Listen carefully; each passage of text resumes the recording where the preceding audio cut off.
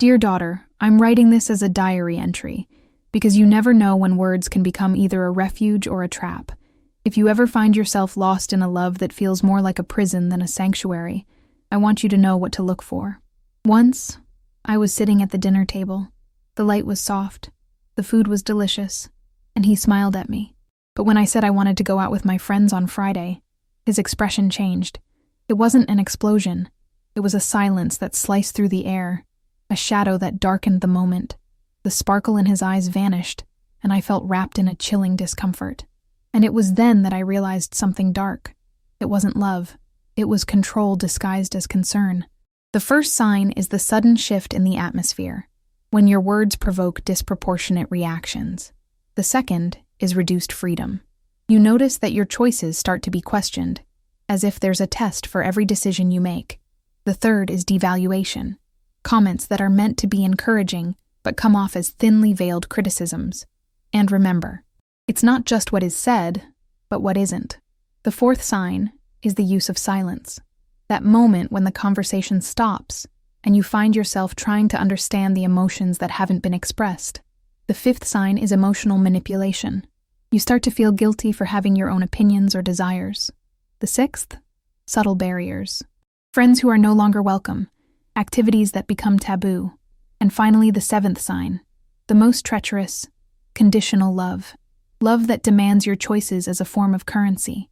If any of these signs appear, stay alert, because your heart deserves a love that respects you, not one that controls you. Remember this, love should not feel like a debt. And then, amid this silent storm, I began to question myself. The food grew cold, but the atmosphere was boiling. Why did this bother me so much? I just wanted to spend time with my friends, something I had always done. But now, I felt like every desire of mine turned into a stone in his stomach. He looked at me as if I had crumbled the foundation of our relationship. And in that look, I realized, he used his insecurities as armor, and I, as a target. It was a strange dance, where I always tried to avoid stepping on his toes, while he shaped the ground beneath my feet. The table, which should have been a place of sharing, now felt like a courtroom. Remember, daughter, these moments will ask you who you are. They will make you doubt your essence, as if you were looking into a distorted mirror. But he cares about me, I told myself. I wanted to believe in the illusion that this control was love. Yet there was an echo of truth beginning to take hold within me, even if it was just a whisper. It was on a sunny afternoon while washing dishes that the realization truly hit. A regular day, ordinary, yet everything changed. The phone rang. It was a longtime friend, inviting me to an event.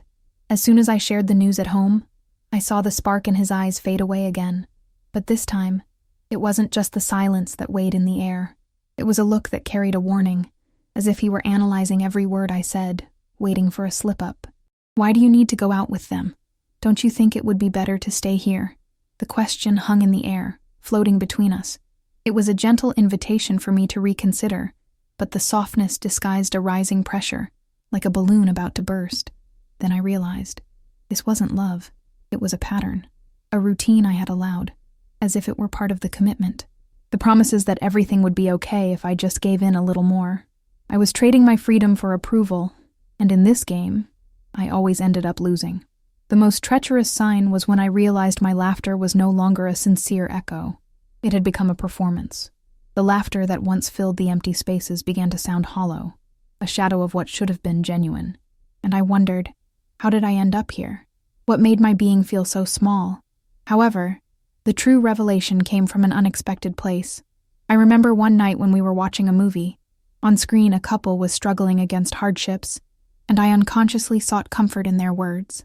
Together, we will overcome, they said. Meanwhile, I looked at him and saw his distant gaze, as if he were present, but somehow in another place. I felt we were living in parallel worlds. That night, I decided it was time to break the cycle. My heart was pounding, not out of fear, but out of determination. I needed to speak up. I needed to be heard. I feel like I'm losing myself here, I told him, each word a firm step on the tightrope of truth. He paused, and his breath caught in his throat. Something in the air shifted. The tension became palpable. That pressure, which once felt overwhelming, now revealed the arrows of a wounded and insecure love. When silence settled again, I realized it wasn't just about the words. It was about the truth I had been hiding from myself. And when I finally exposed my concerns, his expression revealed more than anger or discontent. There was fear, too. Fear of losing the power he held over me. And that gave me a new perspective. What I viewed as vulnerability was a reflection of his fragility. Thus, a new understanding was born. I didn't need to carry the weight of guilt for my choices. I didn't need to constantly justify myself. Love is not a negotiation. Love is not a trade of favors. If any of those signs appear, know that freedom often begins the moment you decide not to submit to the shadows. Love should be a safe space, where your decisions are respected without the cost of doubt. Ultimately, it's important to remember that love should expand, not restrict. Every time you stand up and affirm your truth, you create a larger space for love to flourish. And if that doesn't happen, then it's time to reassess. Because what's worthwhile is never a love that comes at a price. Love shouldn't feel like a debt. Love should be a shelter, not a prison. It was an ordinary morning, and the light streamed through the window as if it wanted to illuminate every corner of the house. But even with the sun smiling outside, I felt a weight in my chest. The night before had been a turning point. Every word we exchanged still echoed in my mind. I had sought complete love, the kind that nurtures and doesn't imprison. But until then, I only knew chains disguised as affection. Routine followed its course, and while I brewed coffee, a new conversation formed in my head. Not about him, but about me. What did I really want? In that moment, I realized that the shadow of fear had shaped every dream of mine for so long that I had lost touch with the essence of who I am. The smell of coffee pulled me out of my reverie and brought me back to reality. He entered the kitchen, his steps light, but the tension remained like an invisible thread between us. I looked at him. I tried to find some clue on his face, some sincere emotion, but what I saw was just the reflection of a man overwhelmed by his own insecurities. "Are you going out again today?"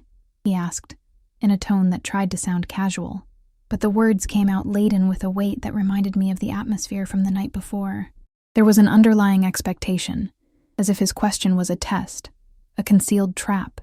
His gaze didn't seek what I wanted to share, but rather what he could extract from me. What if I am? What if I decide to spend time with my friends? The response came out more firmly than I expected. Silence settled in once again. The tension in the air was palpable, so thick it felt like the very atmosphere was holding its breath. I was tired of negotiating my happiness, tired of using words as shields, trying to protect what little remained of me. A growing and burning desire began to emerge. Why should I apologize for being who I am, for wanting to live fully? And in that moment, a spark of courage ignited within me. Hours passed, but the idea of confronting him gained strength. Feeling my body vibrating with determination was something new. I was ready to break the cycle. With my heart racing, I decided that this would be the moment I would finally speak without fear of the consequences. And so it was, at sunset. As the sunset casting warm tones through the room, I faced him head-on. "We need to talk." "I can't ignore how I feel anymore," I began, trying to keep my voice steady, but feeling the tremor of the emotion floating in the air. He turned to me, his expression closed off. "I feel like I'm losing connection with myself because of all this." In that moment, half of my mind feared his reaction, but the other half pulsed with a truth that could no longer be suppressed. His face went pale, and I could see the impact of my words. It wasn't just a statement. It was a mirror reflecting what he also feared, though he couldn't admit it. "You can't just leave without thinking about me," he said, his eyes revealing a vulnerability that shocked me. The anger I expected to see was not there. Instead, there was a fragility, as if he were bearing his soul in front of me.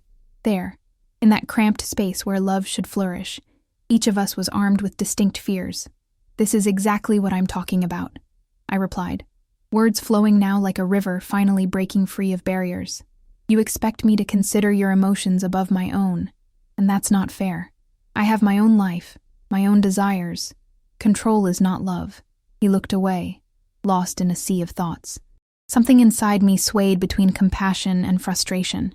This man was trapped in an emotional maze, and I was starting to see that part of his control stemmed from the fear of being abandoned, of being vulnerable.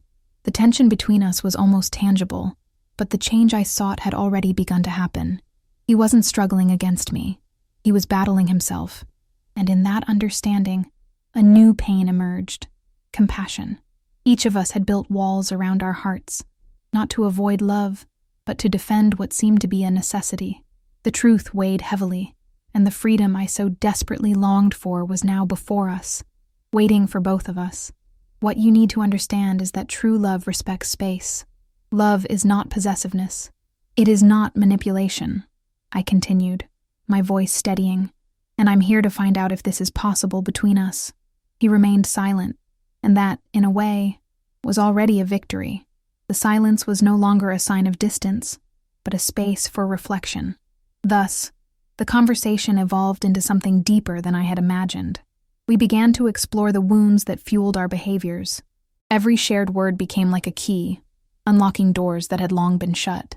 I learned that there was space for transformation, even in the most complicated dynamics. We managed to bring our fears to the table, without shame, without accusations. And so, the silent storm that had once enveloped us began to dissipate. Remember this: true love should not be a burden, but a refuge. And as we walked together down this uncertain road, we began to sketch out new possibilities. The dance between us was no longer about avoiding stepping on each other's toes. It was about learning the steps that would unite us in harmony. Because in the fragility of love, we found the strength and certainty that we were worthy of a safe space where every voice could be heard and respected.